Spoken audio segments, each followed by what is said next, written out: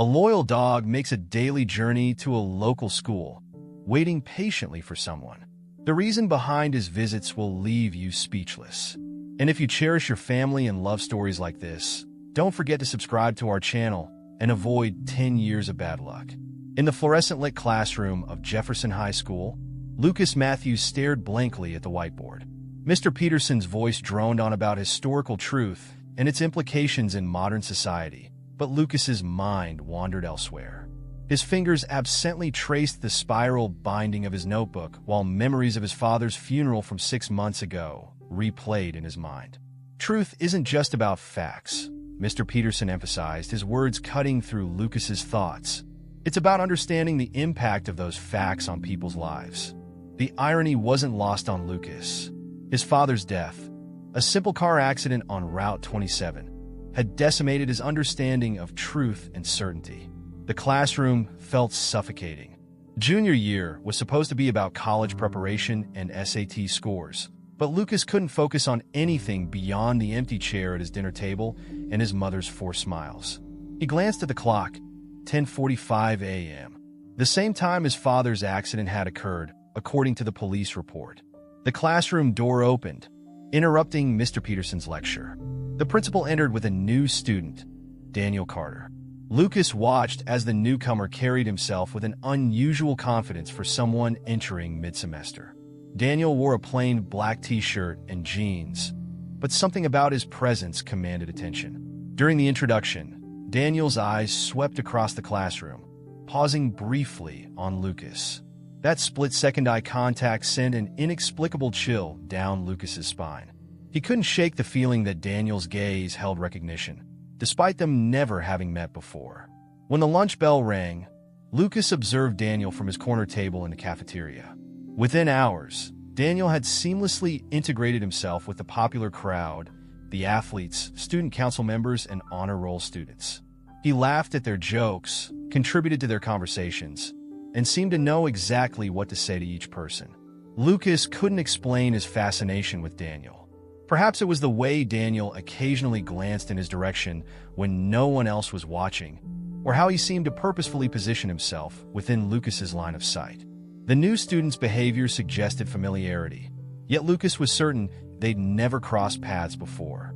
After lunch, Lucas decided to approach Daniel at his locker. As he walked over, Daniel turned around before Lucas even spoke, as if expecting him. Up close, Lucas noticed details he'd missed from afar. A small scar above Daniel's right eyebrow, calloused hands that suggested regular physical training, and alert eyes that seemed to assess everything around them. "I'm Lucas," he said, trying to sound casual. "I noticed you're new here." Daniel's response was measured, almost rehearsed. "Yeah, just moved from Chicago." But his eyes told a different story, scanning Lucas's face with an intensity that suggested he was looking for something specific. "Have we met before?" Lucas asked directly, unable to shake the feeling of familiarity. Daniel's expression shifted slightly, a micro-expression that Lucas almost missed. "No, I don't think so," he replied, but his tone carried an undercurrent of hesitation that contradicted his words. The exchange left Lucas more confused than before. Daniel's body language, his careful responses, and the way he seemed to know exactly where Lucas would be, it all pointed to something more than coincidence. But every time Lucas tried to push for more information, Daniel deflected with practiced ease, leaving Lucas with more questions than answers. As Lucas walked home that afternoon, he couldn't stop replaying their interaction.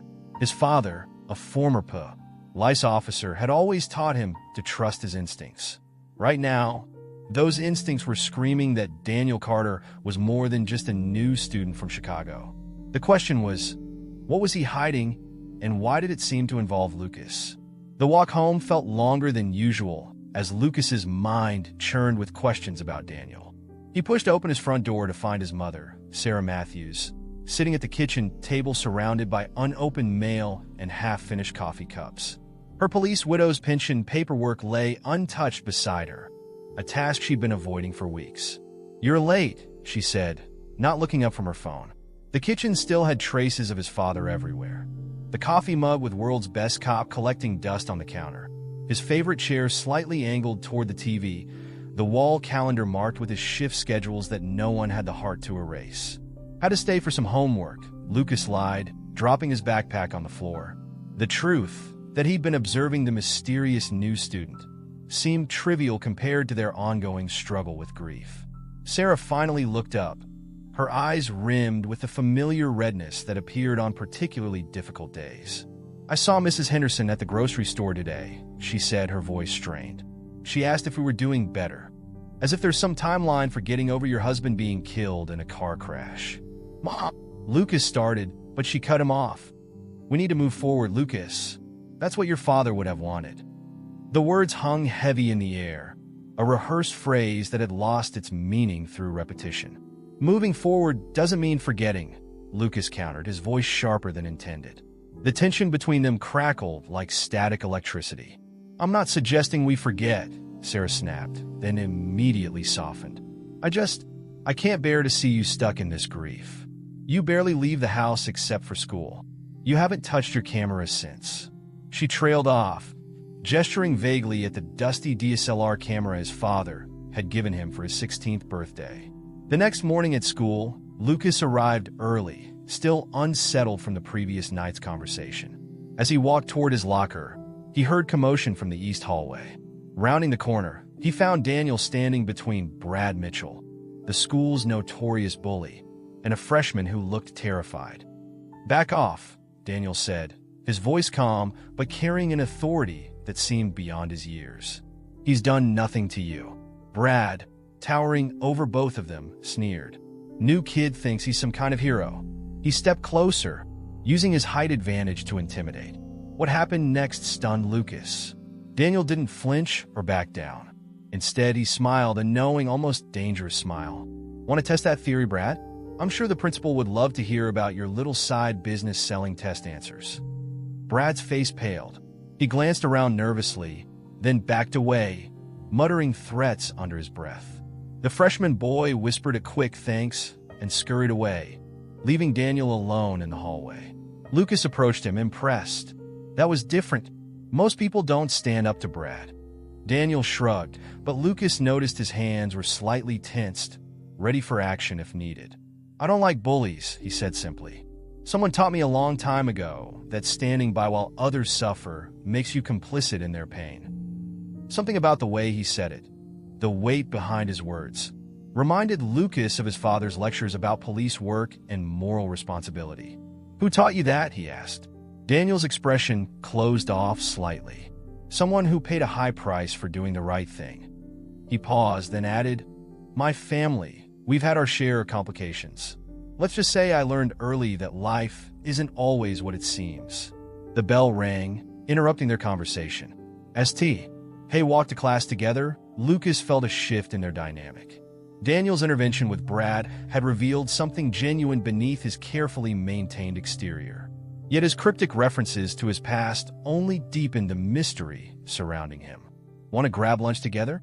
Lucas found himself asking, surprised by his own boldness.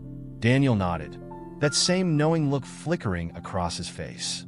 "I'd like that," he said, then added with what seemed like unintentional significance.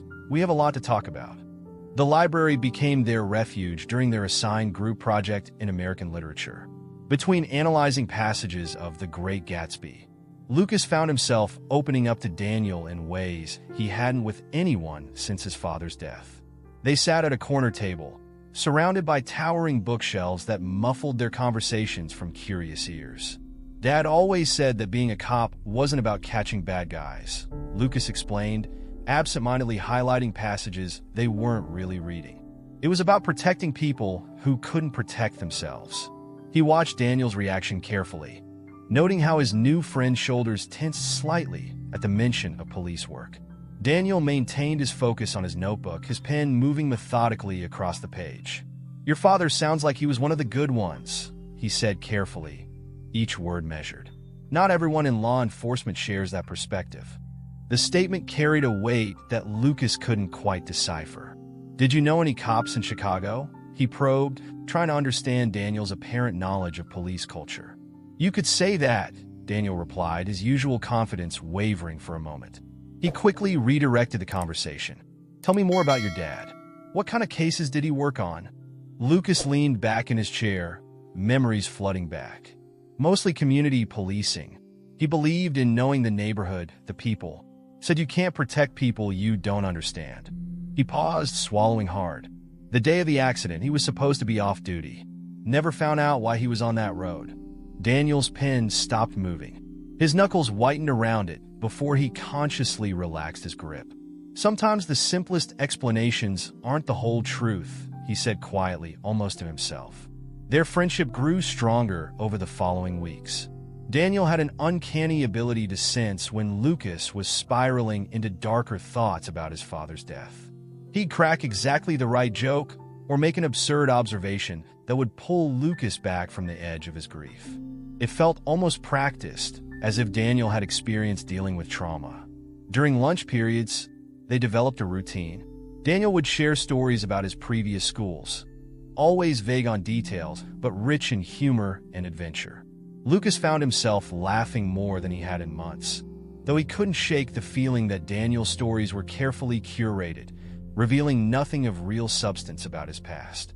One particularly warm afternoon, they sat under the bleachers during free period, avoiding the crowded cafeteria.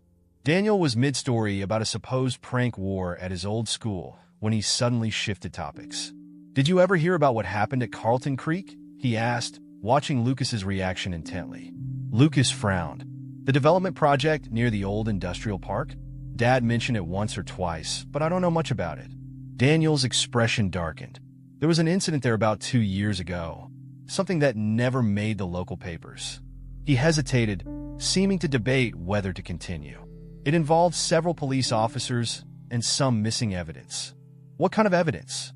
Lucas asked, his interest piqued by the mention of police involvement. "The kind that gets people killed," Daniel replied cryptically. His usual easy demeanor had vanished, replaced by something more serious. "Our father's precinct was involved in the investigation." Lucas felt his heart rate increase. "Why hasn't anyone ever mentioned this? Why didn't my dad tell me about it?" "Some stories are buried deep for a reason," Daniel said, standing up abruptly as the bell rang. "Maybe some things are better left alone." But his tone suggested the opposite, that this was exactly what Lucas needed to investigate. As they walked back to class, Lucas's mind raced. His father had never mentioned Carlton Creek beyond casual references to new construction. Yet, Daniel spoke about it with an insider's knowledge, implying connections to both the police department and his father's death that Lucas had never considered. "How do you know about all this?" Lucas finally asked, stopping in the empty hallway. Daniel turned to face him, his expression unreadable. "Let's just say I have my sources," he replied. "But Lucas, if you start digging into this, you need to be prepared. Some truths change everything." The warning in Daniel's voice was clear, but it only intensified Lucas's determination to understand. What had his father been involved in? And more importantly, how was Daniel connected to all of it? After Daniel's cryptic mention of Carlton Creek, Lucas couldn't focus on anything else. He waited until his mother took a night shift at the diner where she'd started working and headed to his father's home office, a room that had remained largely untouched since his death. The musty smell of unopened drawers and undisturbed papers hit him as he entered. Lucas booted up his father's old laptop, grateful that he'd once caught him using their dog's name as a password. Files cluttered the desktop, most of them routine police reports and family photos. But in a folder labeled Personal, he found something unexpected: a series of encrypted emails between his father and someone using an anonymous email address. The messages contained coded references to Carlton Creek and something called Operation Clean Sweep. Most concerning were the timestamps. The last email was sent just hours before his father's fatal accident. Lucas's hands trembled as he copied the files to his USB drive. At the public library the next day, Lucas dug through archived newspapers. Nothing about Carlton Creek stood out until he found a small article from 3 years ago. Local developer faces questions over missing environmental report. The developer, Marcus Reynolds, had connections to several high-ranking police officials. Further research revealed a pattern. Complaints about Carlton Creek disappeared from public records. Witnesses retracted statements, and environmental inspectors suddenly changed their findings. But what caught Lucas's attention was a photo buried in the middle of a community newsletter. His father standing in the background of a town hall meeting, taking notes while Reynolds addressed angry residents. "I was wondering when you'd start looking," Daniel's voice came from behind him, making Lucas jump. He hadn't heard him approach in the quiet library. "How did you know I'd be here?" Lucas demanded, but Daniel ignored the question, his eyes fixed on the article. "Your father was building a case," Daniel said quietly, sitting down. "He found evidence of bribes, falsified reports, and worse. Reynolds was dumping toxic waste at Carlton Creek, and certain officers were helping cover it up." Lucas felt sick. "How do you know all this?" Daniel's expression hardened. "Because I was there the day your father died. It wasn't an accident, Lucas. He was run off the road after a meeting with my father, who was his confidential informant." The revelation hit Lucas like a physical blow. He pushed back from the table, his chair scraping loudly against the floor. Library patrons turned to stare, but he barely noticed. "You've known this whole time?" Lucas's voice cracked. "You befriended me knowing what happened to my father? I needed to be sure you were ready for the truth," Daniel said, reaching for Lucas's arm, but Lucas jerked away. "Ready? My father was murdered, and you've been playing some kind of game?" The betrayal burned through him. "What else are you hiding?" Daniel's calm facade cracked slightly. "There's more to this than you understand. Your father wasn't just investigating environmental violations.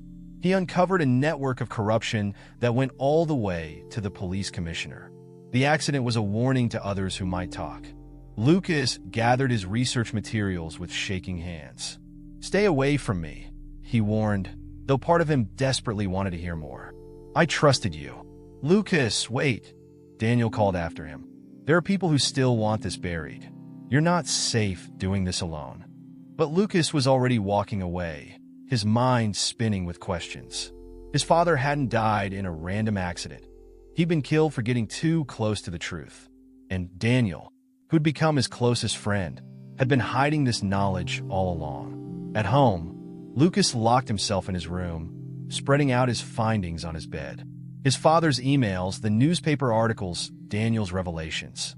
It all painted a picture of corruption and murder disguised as tragedy. But one question kept nagging at him. Why had Daniel really entered his life? Was he trying to help?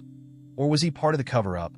For the next week, Lucas avoided Daniel in school, taking alternate routes between classes and eating lunch alone in empty classrooms. The betrayal felt like a physical wound, reopening the grief of his father's death with new, sharper pain. Every time he caught glimpses of Daniel in the hallway, the other boys' presence felt like a mockery of their friendship. During this self-imposed isolation, Lucas found himself drawn to his father's home office again. This time, he searched more thoroughly, pulling out drawer bottoms and checking behind picture frames. In the back of the filing cabinet, behind a false panel he discovered by accident, he found a leather-bound journal. The journal's pages were filled with his father's distinctive handwriting, neat and precise from years of writing police reports. Most entries were mundane, but about 6 months before his death, the tone changed dramatically. Met with JC today. Claims his son witnessed the exchange at Carlton Creek. Kid smart, maybe too smart. Keeping detailed records. Could be our key witness if things go south. Need to protect them both. Lucas's hands trembled as he read. JC. Could that stand for Carter? Daniel's father? He continued reading. Reynolds made another threat today. Says he knows about Sarah's medical bills from last year. Trying to pressure me to back off. Don't they understand? This isn't just about money anymore. Kids are getting sick near that creek. Families are being paid to stay quiet. It stops here. The final entry was dated the day before the accident. Meeting DC tomorrow morning. Says he has video evidence of the dumping and the payoffs. This could blow the whole thing wide open. If anything happens to me, everything goes to Detective Morrison at State Police. Trust no one else. DC, Daniel Carter.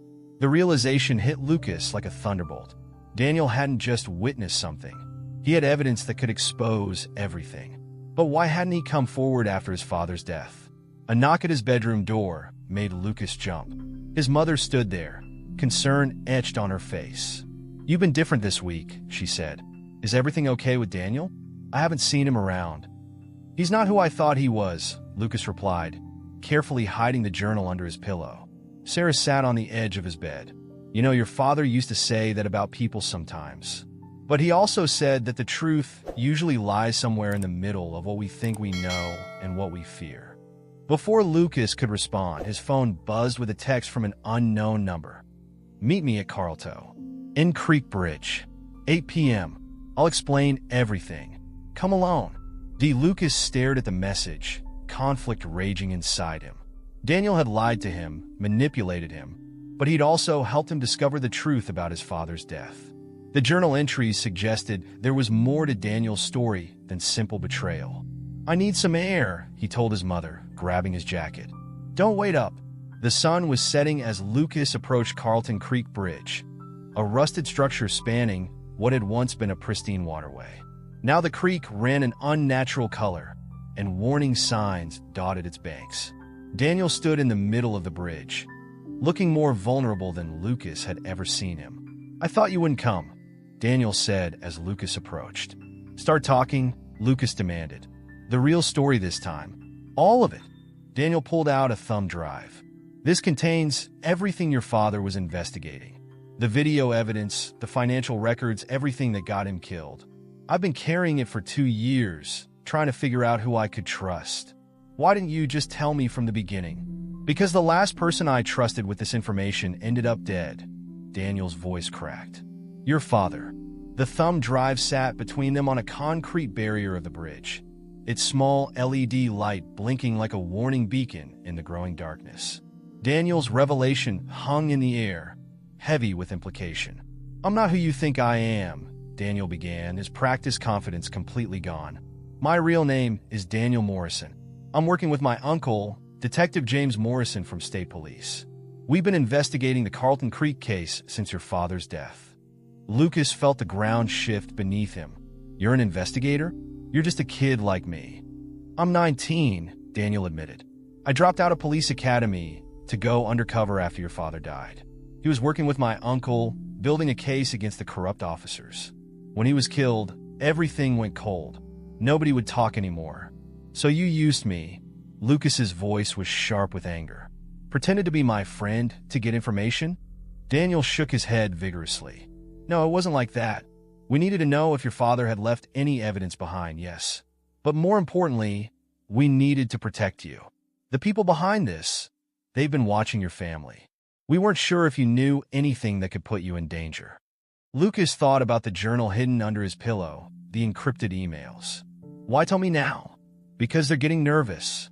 There's been movement in the department. Reynolds is planning to start new construction at Carlton Creek, which means destroying evidence of the toxic dumping. We're running out of time. Lucas paced the bridge, his mind racing. Every interaction with Daniel now took on new meaning. The careful questions about his father, the way he'd steered their conversations, his mysterious knowledge of the school and its people. Show me what's on the drive, Lucas demanded. Daniel hesitated. Once you see this, there's no going back. You'll be involved, and it could be dangerous. My father was murdered, Lucas said, his voice steady. I'm already involved. Daniel pulled out a laptop from his backpack and inserted the drive. Video footage played showing nighttime activities at Carlton Creek. Trucks dumping chemicals, police cars providing escort, money changing hands. Lucas recognized several officers from his father's precinct. Your father recorded most of this, Daniel explained. He was building an airtight case. But someone tipped them off about the final meeting with my uncle.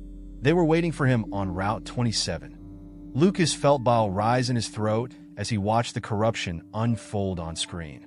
Why didn't your uncle take this to the FBI? Internal affairs is compromised. FBI has been blocked by jurisdictional claims. We needed more connecting evidence that would force them to a CT. Daniel paused. That's why I had to get close to you. We believe your father had hidden additional evidence somewhere. The realization hit Lucas. The journal. He left a journal. Daniel's eyes widened. You found it? Where? But Lucas stepped back, conflict evident on his face. How do I know I can trust you? Really trust you? Because I could have taken all this to them months ago, Daniel said quietly. They offer me a deal, destroy the evidence, walk away with enough money to put me through any college I wanted. But I couldn't do that to your father's memory. To you." Lucas stood in silence, weighing his options.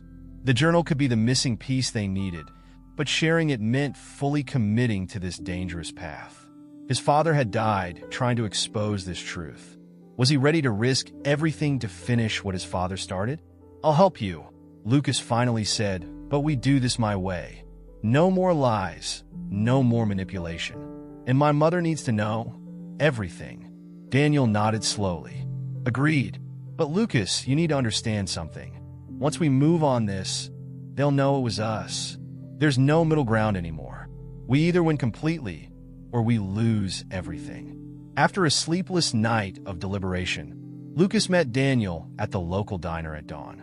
The early morning crowd of truckers and shift workers provided perfect cover for their conversation. Lucas slid his father's journal across the table, watching Daniel's expression change as he skimmed the pages. "This is bigger than we thought," Daniel said, his voice barely above a whisper. "Your father wasn't just tracking the dumping. He found connections to real estate fraud, money laundering through the police pension fund, even political kickbacks. Reynolds was just the tip of the iceberg. Where do we start?" Lucas asked, stirring his untouched coffee. "The old police station," Daniel replied. "According to these notes, there's a sealed evidence room in the basement. Your father logged everything there, keeping the original files separate from the compromised main records. Getting into the old station proved easier than expected. Daniel's police academy training came in handy as he picked the lock of the service entrance. The building had been temporarily closed for renovation, another piece of the cover-up, according to Daniel. The basement was a maze of dimly lit corridors and abandoned offices. Their flashlight beams revealed decades of police history gathering dust. Lucas felt his father's presence strongly here, in the faded photos on bulletin boards and the coffee-stained desk nameplates. "Here," Daniel called out, pointing to a heavy metal door marked Archive Room B. "This is where your father kept the real files. But we need a key code." Lucas remembered something from the journal. "Try 7-2-4-4-9. Dad wrote about Sarah's birthday being his backup for everything." The keypad beeped and the door clicked open. Inside, they found rows of filing cabinets. Daniel moved with purpose, heading straight for a cabinet marked Special Investigations 2020 to 2022. "Your father was methodical," Daniel said, pulling out thick files. "Everything's here: photographs, financial records, witness statements, even USB drives with recorded conversations." As they photographed documents and downloaded files, Lucas found a manila envelope with his name on it. Inside was a letter. "Lucas, if you're reading this, something has happened to me. The evidence in this room proves corruption at the highest levels of the department. But exposing it comes with great risk. I'm sorry I couldn't tell you everything, but I needed to protect you and your mother. Whatever you decide to do with this information, know that I love you and I'm proud of you." Dad, Lucas wiped his eyes, pushing down the emotion threatening to overwhelm him. "We need to get all of this to your uncle." Suddenly, they heard voices upstairs. Daniel quickly turned off his flashlight. "That's not the cleaning crew," he whispered. "No one's supposed to be here today." They heard footsteps descending the basement stairs. Daniel pulled Lucas behind a filing cabinet, just as flashlight beams swept the corridor outside. Through the crack under the door, they could see shadows moving. "Someone's been here recently," a gruff voice said. "Check all the rooms." Lucas's heart pounded as he realized they were trapped. The evidence room had no other exit, and they were surrounded by proof of their investigation. Daniel pulled out his phone, typing rapidly. "Uncle Jim. Old station compromised. Evidence room B. Need immediate extraction." The footsteps grew closer. Daniel positioned himself between Lucas and the door, pulling out what looked like a taser. "If anything happens," he whispered, "take the southeast stairwell. There's a broken window on the ground floor. Run to Morrison's house on Oak Street. Don't stop for anything." The door handle began to turn. The door creaked open, but before the beam of light could find them, the basement's emergency lights suddenly flashed on. A voice boomed from upstairs. "This is state police. The building is surrounded." Their pursuers cursed and retreated. Daniel grabbed Lucas's arm. "That's our cue." Uncle Jim came through. They could hear the chaos of a police raid unfolding above them. As they rushed up the stairs with the evidence, Lucas caught glimpses of officers being handcuffed, faces he recognized from his father's precinct. But it was the scene in the main conference room that stopped him cold. Former Police Chief Richards sat at the head of the table, surrounded by other retired officers. A projector displayed documentation about Carlton Creek. They'd interrupted what appeared to be a cover-up meeting. "Well, if it isn't Thomas Matthews' boy," Richards said, his voice dripping with contempt despite being in handcuffs. "Should have known you'd be as much trouble as your father. Tell him." One of the detained officers suddenly spoke up, Officer Martinez, who'd been at Lucas's father's funeral. "Tell him what really happened that day. He deserves to know." Richard's face hardened. "Shut up, Martinez." But Martinez continued, looking directly at Lucas. "Your father wasn't supposed to die that day. It was just supposed to be a warning." But Richards here got nervous when Thomas mentioned having backup copies of everything. He made the call. Lucas felt the blood drain from his face. Daniel grabbed his shoulder to steady him. "He was getting too close," Richards said, his composure cracking. "The environmental surveys, the kickbacks, the pension fund, he had it all. Do you know what exposure like that would have done? How many careers it would have destroyed?" "So you had him killed." Lucas's voice was eerily calm. "You ordered someone to run him off the road." "It was a business decision," Richards replied coldly. "Your father was a good cop, but he didn't understand how things really work. Sometimes the greater good requires sacrifice." Daniel's uncle, Detective Morrison, entered the room with additional state troopers. "We got their whole confession on camera," he said quietly to Daniel and Lucas, "including what was just said.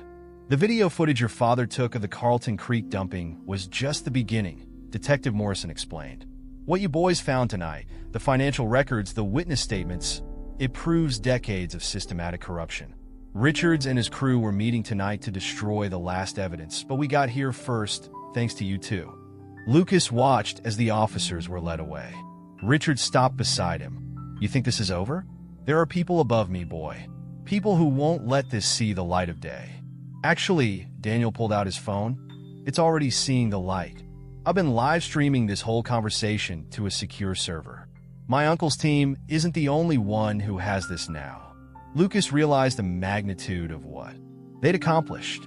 His father's death wouldn't be buried as a simple accident anymore. The truth would finally come out. But as he watched Richards being led away, Lucas noticed something that made his blood run cold. The former police chief was smiling, a knowing smile that suggested this wasn't over. The next morning, Lucas sat at his kitchen table with his mother, Daniel, and Detective Morrison. Empty coffee cups and scattered case files covered the surface as they explained everything: the corruption, the investigation, and the truth about Thomas Matthews' death. Sarah Matthews gripped her coffee cup so tightly her knuckles turned white. "All this time," she whispered, "I thought I was going crazy. The insurance papers that didn't make sense, the pension that kept getting delayed, the way some officers wouldn't look me in the eye at the funeral." "Mrs. Matthews," Daniel leaned forward, "your husband was a hero. He died trying to protect this community from people who put profit over lives. But there's something else you need to know." He glanced at his uncle, who nodded. "The Carlton Creek contamination. It's worse than we thought. Initial tests show groundwater pollution extending under half the town. People are getting sick, and Richard's group has been paying off medical examiners to classify the illnesses as unrelated conditions." Sarah's eyes filled with tears. "Thomas knew, didn't he? That's why he couldn't let it go.